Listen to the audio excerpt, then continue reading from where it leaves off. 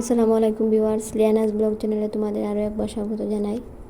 আশা করছি যে যেখান থেকে আমার ভিডিওটি দেখছেন ভালো আছেন। আমরাও আলহামদুলিল্লাহ ভালো আছি। তো প্রতিদিনের মতো একটা ভিডিও নিয়ে এসেছি, আশা করছি তোমাদের ভালো লাগবে। আর আমার ভিডিওতে একটা লাইক দিয়ে সম্পূর্ণ ভিডিও জুড়ে সাথে থাকবেন। আর কিছু কিছু আপুরা আছেন, ওদেরকে মনে করিয়ে দিতে হয় না, ওদের অভ্যস্ত হয়ে গেছেন, না বলাতেই লাইকটা দিয়ে দেন। অনেক ভালো লাগে, খুশি লাগে দেখলে। তো কেউ কেউ আবার আমার মতো মাঝে মাঝে মাঝে হয়তো ভুলে যান, তো ওদেরকে একটু মনে করিয়ে দিলাম। আর ওইখানে আমরা তিনজনে একসাথে নামাজ পড়ছিলাম, যেহেতু সকালের দিক থেকে ভিডিওটা স্টার্ট করি ম্যাক্সিমাম, ওই জন্য আর কি নামাজের ভিডিওটা আমি সকাল দিকে রেখেছি। কিন্তু ওই সময় ফজরের নামাজ নয় আর কি, মাগরিবের নামাজের সময় আমার মেয়েও আমাদের সাথে আর কি প্রায় দিন এসে নামাজ পড়ে। তো ওই দিন আমাদের সাথে নামাজ পড়েছিল, আর ভাবলাম একটু ভিডিও তুলি। তো 5 টাইমসের মধ্যে দেখা যায় আর কি আমার মেয়েকে সকালবেলা নামাজে পাওয়া যায় না, কারণ কি খুব ফজরের নামাজ যেহেতু খুব সকাল হয়, ওই সময় ওকে উঠানো হয় না আর কি, ঘুমে থাকে। তো আমি ওকে ডাক দিয়ে নামাজ পড়ার পর একটু তিলাওয়াত করার পর আর কি 4-5টার পরে ও যেহেতু মসজিদে যায়, ওই জন্য আর কি ওকে মসজিদে 6টার আগে দিতে হয়, ওই জন্য আর কি। তো মাগরিবের সময়ের নামাজটা আমি প্রথমে নিয়ে শেয়ার করলাম আর কি। আর তারপর ওকে মসজিদে দিয়ে, আর সকালবেলা মুখে মসজিদে দিয়ে আর আমি চা করছি একদিকে, আর একটু ভাত বসিয়ে দিয়েছি। আর সকাল সকাল কী হয়, সকালের কাজগুলো আমার একটু টাইমলি করতে হয়, ঘড়ি দেখে দেখে টাইমের সঙ্গে মিলিয়ে কাজগুলো করতে হয়, না হয় আমার লেট হয়ে যায়, যেহেতু সবার বেরোতে হয় ওই জন্য। আর সবার ঘরে বাচ্চা কাচ্চা আছে, যেহেতু হাজব্যান্ডের জব পারপাস বা যে কোনো কিছু হোক কাজে বেরোতে হয়, ওই জন্য সকালে সবারই কাজ থাকে, ঠিক আছে। আর যেহেতু আমি নিজেই বেরোতে হয়, ওই জন্য একটু সব কিছু গুছিয়ে রেখে তারপর বেরোতে হয়, ওই জন্য সকালে একটু আমি টাইম মেনটেন করে করে কাজগুলো করি। তো 8টার আগে আবার আমার মেয়ে মসজিদ থেকে আসার আগে আমি সব কাজ গুছিয়ে স্নান করে নিই। তো ওইটা হচ্ছে আমার টার্গেট নিয়ে করতে হয়, যে ও আসার আগে আমি ওই কাজগুলো আমি করে শেষ করতে হবে। আর এখানে হচ্ছে একটা জিনিস আমি শেয়ার না করে পারলাম না। এখানে হচ্ছে আগের দিনে দুধ ছিল, কিছু দুধ বাকি ছিল, আর ওইগুলো আমি রাতে ঘুমানোর পর বিছানাতে যাওয়ার পর আমার মনে হয়েছে যে দুধ গরম করা হয়নি, আর আবার ফ্রিজেও রাখা হয়নি। তো আমি ওই কথাটাই ভাবতে ভাবতে ঘুমিয়েছি, যে দুধটা নষ্ট হবে আমি জানি, ওইটা মাথায় নিয়ে ঘুমিয়েছি। আর তারপর যেই বাবা সেই কাজ আর কি। তো সকালে উঠে দেখি ঠিকই নষ্ট হয়ে গেছে। তারপর অনেক কষ্ট লাগছিল, কোনো কিছু খারাপ হয়ে গেলে খুব কষ্ট লাগে। ভাত বা তরকারি কি দুধ যে কোনো কিছু জিনিস নষ্ট করতে খুব কষ্ট লাগে আর কি। তো মাঝে মাঝে ওইভাবে আমার অ্যাক্সিডেন্ট হয়ে যায়, হয় না এমন নয় যে আমি একেবারে নিখুঁতভাবে কাজ করি, আমার ভালো ভালো পয়েন্টগুলো শেয়ার করব, আর ওইভাবে ওই ধরনের কোনো অ্যাক্সিডেন্ট হয় না, বা ওই ওই কাজগুলো আমি করি না, বা খুব কেয়ারফুলি থাকি, এভাবে নয়। ভুল কিন্তু সবারও হয়, আমারও হয়, ওই জন্য ভাবলাম ভালো দিকটা যেহেতু শেয়ার করি, তো ওইটাও শেয়ার করি। তো হয় কি সব দিক দিয়ে তো কেয়ারফুলি থাকা যায় না, মাঝে মাঝে সবার ভুল হয়, আমারও ভুল হয়। আর ভুল হয় বলতে আর কি দুধ জাল করতে গেলে কোনো কোনো দিন আবার উতলে পড়ে যায় একটু, আর কোনো কোনো দিন মাঝে মাঝে আবার নষ্ট হয়ে যায়, ওইটাই আর কি। তো আমার মতো এইভাবে কার কার হয় একটু আমাকে কমেন্টে জানাবেন আর কি।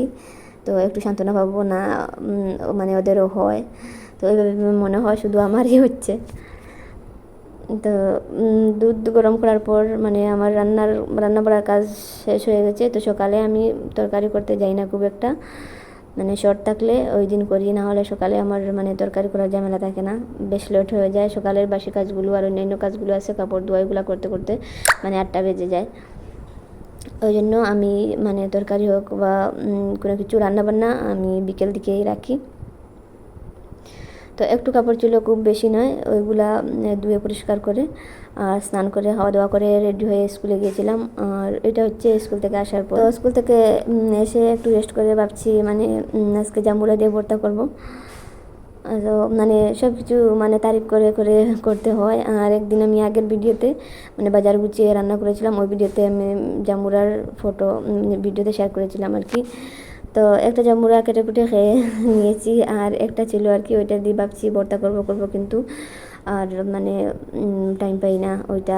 আর একটা জিনিস হচ্ছে ভর্তা মানে টক কিছু মানে খাওয়ার একটা টাইম আছে, যে একটু গরম হলে বা দুপুরের টাইমে ওইগুলা মানে বেশ ভালো লাগে। তো যে কোনো সময় আর কি ওইটা ভালো লাগে না ভর্তা করতে, বা মানে খাওয়াটাও ভালো লাগে না। কোনো কোনো সময় আবার মানে ভাত খাওয়ার টাইম বা নাস্তার টাইম ওইভাবে আর কি পড়ে যায়, আর খাওয়া হয় না। তো আমার হাজব্যান্ড বললেন, তুমি মানে তারিখ করতে করতে এইভাবে নষ্ট হয়ে যাবে আমরা, কিন্তু তোমার খাওয়া হবে না, আমি একটু হেল্প করি তাহলে খাওয়াটা হবে অ্যাটলিস্ট। তো দুপুরের দিকে মানে ভর্তা খেয়েছি, খাওয়ার পর মানে আমি যেহেতু রান্নাটা বিকেল দিকে করি, আর ওইটা ছিল বিকেল দিকে রান্না।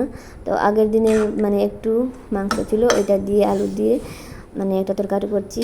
আর মানে আরেকটা তরকারি হচ্ছে মানে আমি শিমের বিচি দিয়ে আর মাছ দিয়ে একটা ডাল করবো আর কি। তো আমি যেহেতু দুটা তরকারি করি, যখন মানে ঘরে অ্যাভেলেবল থাকে আমি দুটা তিনটে তরকারি করি মানে মানে একদিনের জন্য আর কি। যেহেতু সকালে বা দিনের বেলা আমার তেমনভাবে হাতে টাইম থাকে না, ওই জন্য দুটা তরকারি করে নিলাম। আর দিনের বেলা বা সকালে কি হয়, কোনো কোনো দিন মানে তরকারি থাকে, কোনো একটা ভর্তা করব বা ভাজি করব, ওইভাবে হলে ওইটা করে নিই আর কি। আর বেশ লম্বা প্রসেসে তরকারি করা বা মাছ কাটাকাটি রান্না ওইসব আর কি আমি বিকেল দিকেই করি।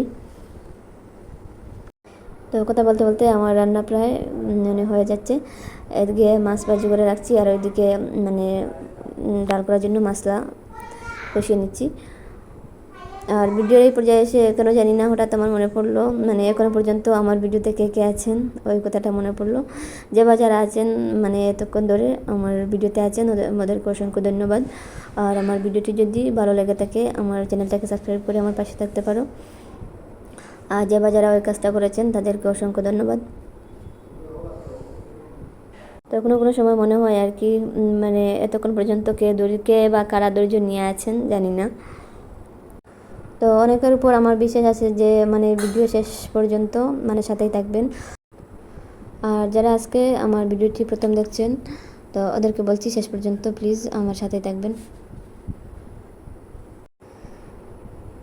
তো এভাবে আমার মতো করে কে কে মানে শিমের বিচি দিয়ে ডাল করেন, তো মানে কাঁচা বিচি দিয়ে ভিজিয়ে রেখে ওইভাবে ডাল করা যায়। আর আমি কিন্তু ওইভাবে করছি না, আমাদের অঞ্চলে ওইভাবেও মানে করে থাকেন আর কি। আমরা করি যেটা যেভাবে ডাল করা যায় হচ্ছে কি, তো শিমের বিচি ভেজে ওইভাবে ডাল করলে একটা আলাদা ফ্লেভার আসে আর কি। আর কাঁচা বিচি ভিজিয়ে রেখে ডাল করলে মানে অন্য ধরনের স্বাদ হয়। তো যেভাবে ভালো বুঝেন করেন, মানে এক একজনের রান্নার ধরনটা হচ্ছে এক এক ধরনের। তো ওইটা হচ্ছে এক ধরনের আর্ট আর কি। রান্নাটাই হচ্ছে এক ধরনের আর্ট, মানে অনেকভাবে করতে পারেন। তো আমি যেভাবে করলাম ওইভাবে একটু শেয়ার করলাম তোমাদের সাথে। আর এই তো আমার মানে দুটা রান্নাই হয়ে গেছে। আর এই পর্যন্ত ছিল আজকের ভিডিওটি। আল্লাহ হাফেজ।